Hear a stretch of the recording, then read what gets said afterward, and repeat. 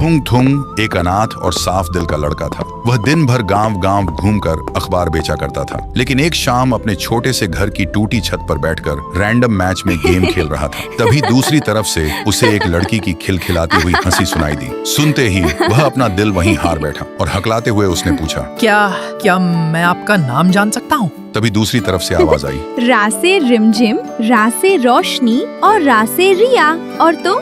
थुंग थुंग शर्मा के बोला। त से थोड़ा सीधा, त से थोड़ा शर्मीला और त से थुंग थुंग। इतना सुनते ही रिया जोर से खिलखिलाकर हंस पड़ी और उस दिन के बाद दोनों दोस्त बन गए। लेकिन थुंग थुंग की बातों की सच्चाई और उसके सीधेपन ने रिया का दिल जीत लिया और देखते ही देखते दोस्ती मोहब्बत में बदल गई। दोनों मीलों दूर थे पर दिल हमेशा करीब थे। पर एक दिन रिया रोते हुए बोली, थुंग थुंग, बस अब और इंतजार नहीं होता, मुझे अपने पास ले चलो ना, मैं तुम्हारे बिना और जी नहीं सकती। रिया की ये बातें थुंग थुंग के दिल में सीधे उतर गईं। लेकिन फोन रखते ही उसे अपनी असलियत नजर आ गई। उसके पास ना अच्छा घर था न नौकरी। तभी उसने खुद से ही कसम खा ली, मैं अपनी रिया को एक दिन रानी बनाकर ही लाऊंगा। और उस दिन के बाद वह सुबह होने से पहले ही अखबार बांटने निकल जाता और आधी रात तक बिना रुके मजदूरी करता। लेकिन इस दिन रात की मेहनत का असर उनके रिश्ते पर पड़ने लगा। अब थुंग थुंग के पास रिया से बात करने का वक्त ही नहीं बचता था। इसलिए रिया को लगने लगा थुंग थुंग उसे नजरअंदाज कर रहा है। फिर एक शाम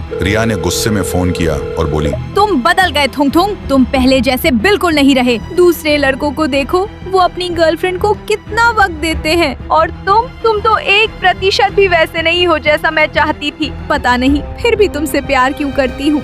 इतना कहते ही रिया ने गुस्से में फोन काट दिया और उसी पल थुंग थुंग का दिल छलनी हो गया। वह वहीं टूटकर बैठ गया और खुद से पूछने लगा, मैंने क्या गलती की? मैं तो सिर्फ उसके सपने पूरे करना चाहता था, फिर मेरे साथ ही ऐसा क्यों हुआ? और उस दिन के बाद दोनों की बातचीत बंद हो गई। थुंग थुंग अंदर से टूट गया क्योंकि रिया के वह लफ्ज हर पल उसके दिल और दिमाग में चुभते रहते थे। इसलिए उसने काम पर जाना छोड़ दिया, खाना पीना भी छोड़ दिया और धीरे धीरे उसकी तबीयत बिगड़ती गई। फिर एक दिन रिया का फोन आया, लेकिन थुंग थुंग के हाथों में अब इतनी भी ताकत नहीं बची थी कि वह फोन तक उठा सके। और ऐसे ही कई दिन तक जब थुंग थुंग ने फोन नहीं उठाया, तब घबराकर रिया उससे मिलने उसके घर पहुंची। लेकिन जैसे ही वह उसके घर के पास पहुंची, उसने देखा घर के बाहर लोगों की भीड़ लगी हुई थी। देखते ही रिया का दिल धड़क उठा और वह भीड़ चीरते हुए अंदर गई और अंदर का मंजर देखते ही उसकी रूह कांप उठी। थुंग थुंग जमीन पर शांत पड़ा था, उसका शरीर सूख कर हड्डियों का ढांचा बन चुका था। तभी गांव की एक औरत रिया के पास आई और उसके हाथ में एक चिट्ठी रख दी। रिया ने कांपते हाथों से वह चिट्ठी खोली। उसमें लिखा था, मेरी जान रिया, तुम्हें लगा मैं तुमसे दूर हो गया था, पर मैं तो हर दिन तुम्हारे और करीब आने की कोशिश कर रहा था। काश तुम मेरी खामोशी समझ पाती। मेरी पूरी दुनिया सिर्फ तुम ही थी। खुश रहना, तुम्हारा थुंग थुंग।